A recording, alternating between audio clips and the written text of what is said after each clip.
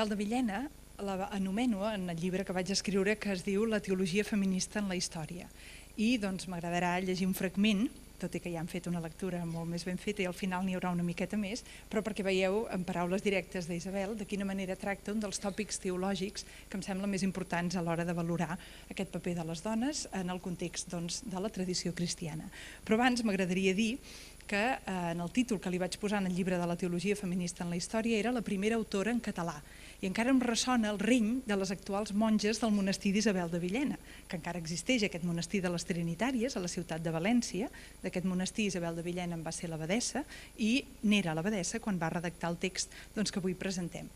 Doncs aquestes monges han tingut continuïtat des del segle XV i encara existeixen avui en dia. I algú els va fer arribar aquest llibre on hi havia aquest capítol sobre Isabel de Villena i es van indignar que digués que era la primera autora en català. I em van dir, és la primera autora en valencià i no en català. I encara me'n recordo del reny, jo vaig intentar explicar-los que per mi el de menys era si li dèiem català o valencià, que el que importa és que sapiguem que és una sola llengua, però no sé si les vaig convèncer. Doncs bé, dit això, la Vita Christi d'Isabel de Villena, el llibre que avui presentem es titula Jesús i les dones, però l'original del qual Marta Pessarrodona ha actualitzat en català contemporani els fragments que ella mateixa ha seleccionat com a més interessants, l'original no es titula Jesús i les dones, sinó que es titula Vita Christi. I aquesta Vita Christi, com el nom indica, és una cristologia, és una vida de Jesús, un relat biogràfic de la vida de Jesús, però que té la peculiaritat de ser fet des del punt de vista de les dones que van conviure amb Jesús. Principalment Maria, la seva mare, en segon lloc Maria Magdalena, però també totes les altres dones que ens apareixen als evangelis, com són la dona samaritana, amb el diàleg en el pou, la dona sirofenícia, que apel·la a Jesús per guarir a la seva filla, la dona adúltera, que volen apedregar i davant de la qual Jesús té un comportament molt diferent dels fariseus del seu entorn, i així tot el reguitzell, la vídua pobra que hi tira aquelles dues monedetes i els del temple se n'enriuen, els guardians i els sacerdots del temple, d'aquella aportació nímia, mentre que Jesús lloa aquesta dona, i precisament aquest passatge de la vídua està col·locat just abans en l'Evangeli de Marc, de la passió, és a dir, que és el passatge que clou tot el que seria l'explicació del sentit que ha tingut la vida de Jesús i allò que li ha costat després la passió i la mort. I clou aquest passatge en l'Evangeli de Marc, que és el primer.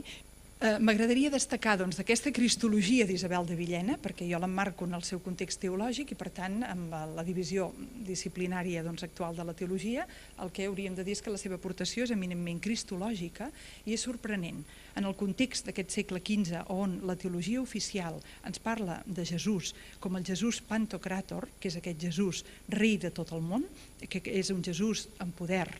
reialesa entesa com a poder, és una església en el segle XV que reivindica el seu poder terrenal i ho fa de forma explícita i que per tant apel·la a la figura de Jesús com aquell que és jutge, que judicarà els vius i els morts i com aquell que és, diríem, el qui encarna el que hauria de ser el poder sobre la terra, el qui els seus representats haurien de tenir les últimes decisions a nivell social, si volem que la societat vagi bé. Aquest, com dic, és el discurs cristològic hegemònic o dominant de l'època. Doncs, al mateix temps que existeix aquest discurs, existeix en Isabel de Villena, i no només en Isabel de Villena, ara citaré dues autores més, un discurs que en podríem dir en paraules actuals contracultural, una cristologia contracultural, que és la cristologia de la gentilesa de Jesús. Ens presenten a Jesús no com un personatge que apel·la al poder, sinó com un personatge que sedueix per la seva bondat, per la seva amabilitat i que el que cerca amb cadascú de nosaltres és una relació interpersonal, una relació d'amor. Aquest Jesús, i veureu el passatge que us llegiré, enamora no només a les dones que són les protagonistes d'aquest llibre, sinó a les dones i als barons que s'hi volen acostar. I els enamora per què? Perquè els estima de veritat, perquè per Isabel de Villena i per les autores que segueixen aquesta cristologia contracultural a l'època i també potser avui en dia, l'anhel del cor humà és precisament aquesta experiència d'amor autèntic, d'amor capaç de dir les coses pel seu nom, no és pas una gentilesa en el sentit d'una cosa adulcorada, tot i que Isabel prové de la cort i per tant prové o coneix aquest amor gentil, que de vegades aquest amor cortès pot pecar de verborrea, diguéssim, una mica d'accés de florilegis des del punt de vista lingüístic i potser de poc contingut. Doncs bé, també aquesta manera d'escriure d'Isabel reflecteix aquest estil que avui ens queda lluny de la sobrietat que potser ens agrada més, però en el context de les relacions no hi ha mai aquest passar per sobre o aquest glossar el que pugui ser l'autenticitat dels personatges que ella ens va descrivint. Per tant, un amor que es vol veritable, però que al mateix temps el que destaca més en el llibre d'Isabel és la seva gentilesa, la qualitat de la gràcia amb què Jesús s'adreça amb tots aquests personatges que apareixen i que Isabel ens va descrivint l'un darrere de l'altre. I peculiarment o especialment contrasta o fa pensar o fa reflexionar aquest tipus de tracte quan ens trobem cap al final de l'obra d'Isabel que quan Jesús ja mor i per tant tenim el Jesús gloriós al cel, es presenten davant d'aquest Jesús els personatges bíblics que no l'han conegut en vida. I tenim el cas d'Eva, la mare de la humanitat, que, com sabreu molts de vostès, és utilitzada en la teologia aquesta de dominació, utilitzada com precisament un motiu per justificar la discriminació de les dones en la institució eclesial o en la societat en general. Les dones que callin, les dones que estiguin... Ara toquen les campanes i no em sentiran. Estava previst això. Les dones que callin, que no és bo, se sent per això, no? Jo puc seguir. No és bo que les dones, segons aquesta línia de pensament, no és bo confiar en les dones la presa de decisions. Per què? Doncs perquè que no sabeu que veniu d'Eva i que no sabeu que aquesta Eva, quan va poder decidir, va decidir malament i d'aquí han vingut tots els mals del món. Això és una línia argumental teològica o pseudoteològica conegudíssima. Doncs bé, és aquest el passatge precisament que volia llegir perquè vegin en concret com Isabel tracta aquest personatge d'Eva. I diu així: I el Senyor, veient aquella dona, aquesta és Eva, que ell tan meravellosament havia format amb les seves pròpies mans, sense mitjà d'home ni de dona, tal com diu el relat bíblic, sols de la costella treta del costat d'Adam, la mirava, a Eva, amb gran plaer i adeleitant-se en el seu virtuós i graciós parlar. Això és Jesús mirant a Eva. I prenent-la per les mans, l'acostà molt a prop seu i amb gran amor li digué, que van veient el llenguatge d'això que volia dir,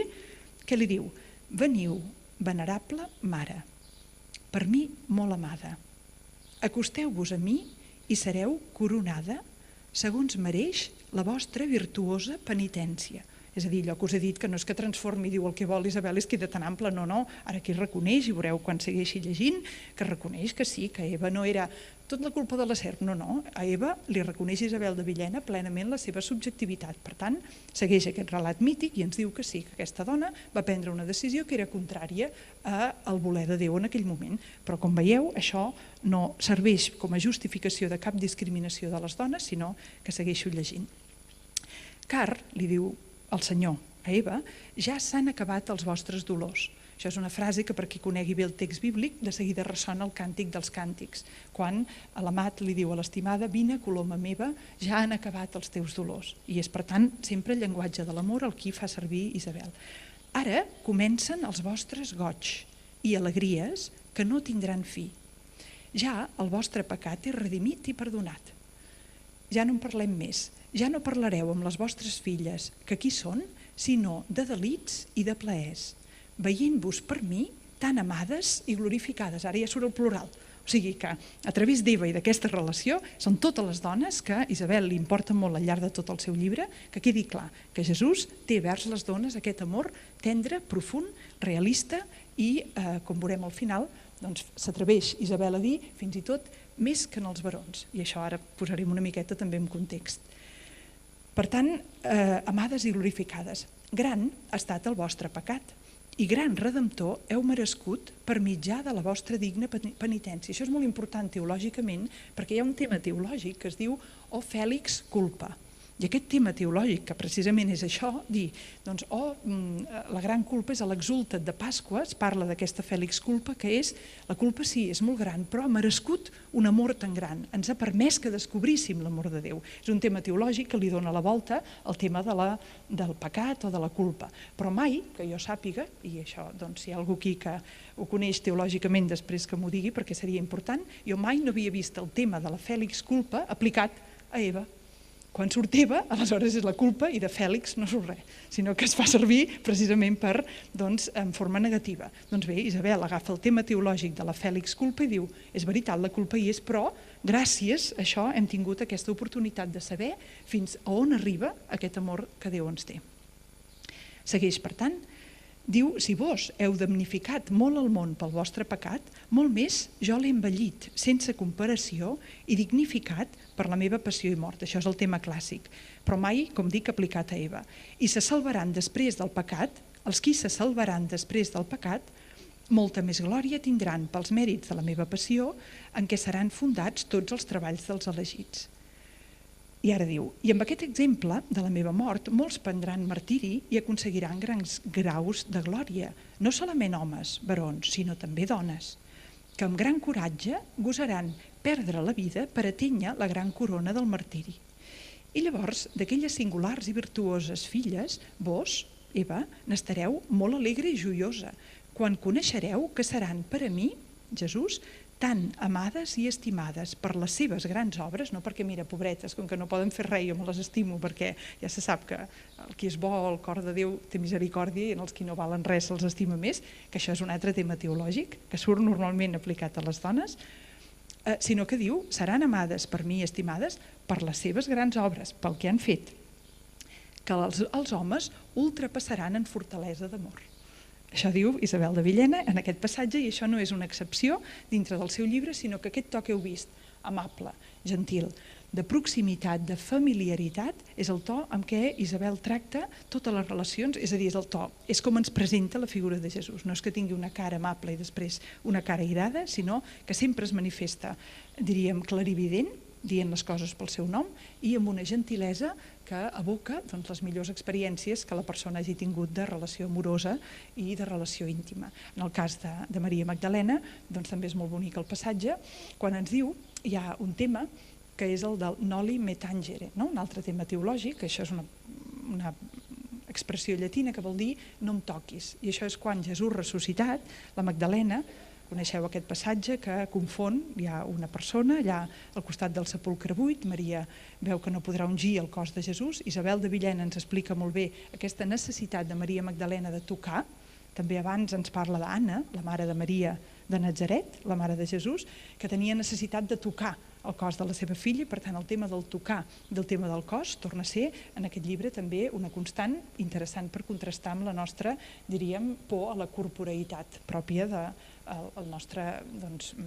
l'evolució, diríem, no només teològica, sinó que hi ha reivindicacions contemporànies, però com si estessin renyides amb la gentilesa de què estem parlant. Jo crec que des de la modernitat aquesta separació de ment i de cos se'ns ha fet com una cosa habitual, mentre que en la premodernitat en què se situa la nostra autora això està molt més integrat. Per exemple, ella ens pot dir sense cap problema que la mare de Maria la besava a la boca, o aquests besos als llavis, que nosaltres els tenim ja qualificats com a relació eròtica, doncs hi ha una època on es consideren la manera habitual d'apropar-se físicament. I com sabeu, hi ha cultures contemporànies, més de tipus anglosaxó, jo quan anava als Estats Units, en què fins i tot el bes a la galta sembla que sigui una cosa que s'hagi de reservar. O sigui que en la corporeïtat també ens pot ensenyar aquesta autora moltes coses, i on anava a parar és que en el moment en què Jesús ressuscitat, Maria de Magdalena el cerca al costat del sepulcre, no el troba amb un personatge que ella creu que és l'hortolà i li diu on heu posat el cos de Jesús, i aquest hortolà no és tal, sinó que és Jesús ressuscitat, que li diu pel seu nom, Maria, i en aquesta anomenar-la pel seu nom reconeix ella la tendresa que només pot provenir d'aquest Jesús a qui ha estimat tota la vida, se li gira i li diu mestre meu. Doncs aquesta escena, a continuació l'Evangeli ens diu que Jesús li diu a Maria no em toquis que encara he de pujar al meu pare, i això també és tot un tema teològic. Doncs Isabel de Villena, sense cap dificultat, diu clar, això posa l'Evangeli, però després sí que el va tocar. I diu, home, com pot no tocar-lo, com li pot fer això a Jesús a Maria, perquè ella s'està situant com a dona i com a persona que estima i estima amb tot el seu ser, que diu, no, home, no la va deixar així. I diu, després va dir, bueno, va, toca'm, però no gaire estona, llavors s'abracen, i és molt interessant aquest passatge, però perquè us compreu el llibre, aquest no us el llegiré. Per tant, ja no m'allargo més, però sí destacar, com us deia, una cristologia. Us he dit que citaria una altra autora que he estudiat així darrerament, que és Gertrudis de Helfta, una altra monja cistercenca, aquesta de la zona alemanya, i que es considera aquestes anteriores del segle XIII, i el cercle de teòlogues de Helfta, que són Gertrudis de Helfta, Gertrudis de Magdeburg i Mechtil de Hackeborn, aquestes tres escriptores que pertanyen al cercle de les teòlogues de Helfta, se les coneix com les iniciadores d'una tradició que, dit així, com ho diré, potser no sona gaire bé, és la tradició del Sagrat Cor de Jesús, però el Sagrat Cor de Jesús vol dir precisament aquesta cristologia contracultural que jo li he donat aquest nom. És a dir, que quan parlem de Jesús el que parlem és de l'amor, i el que parlem és d'una proposta que ens diu: tu vols creure't que com a persona has estat feta per l'amor, des de l'amor, i que aquest amor existeix i t'espera, i t'anima a que tu visquis la teva vida precisament fent actes lliures d'amor. Doncs aquesta tradició, que dura fins avui en dia, comença, que sapiguem, a l'època medieval al monestir de Helfta. Creiem que Isabel de Villena no va poder llegir aquestes autores de Helfta perquè no hi ha cap constància, les seves obres es van perdre, es van recuperar més tard, i en canvi doncs, no calia haver llegit a les alemanyes perquè també doncs, des del nostre context cultural l'experiència és el que trobem reflectit darrere del text d'Isabel, i per tant no és per haver llegit una autora distinta o diferent, sinó a partir de la pròpia experiència que ens explica com vivia ella i com vivien en el seu monestir, que com us dic ha tingut continuïtat fins avui, i és, jo crec, per al segle XXI també una proposta de dir volem també avui apropar-nos a aquesta vivència de l'espiritualitat des d'una relació interpersonal d'amor. Doncs qui vulgui fer això, en aquest llibre hi trobarà un bon començament.